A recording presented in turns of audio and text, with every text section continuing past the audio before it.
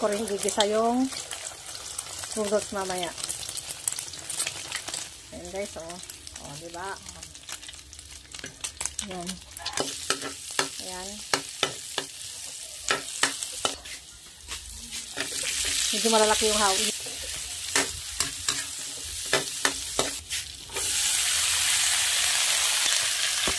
Cubes yung ano, shrimp cubes. Ilagay na yung pampalasa. Ng water. Italagisa ko na yung konti yung gulay. Huwag mo nang pasyatin yan. May trabaho pa yan. Ayan guys, nilagyan ko ng konti asin. Natin ng konting soy. Ayan, lagyan na natin tong iklog. Pwede na to. Para ma-mix-mix siya. Ayan. Oy, macharap. Lagyan pa ng toyo. Thank you.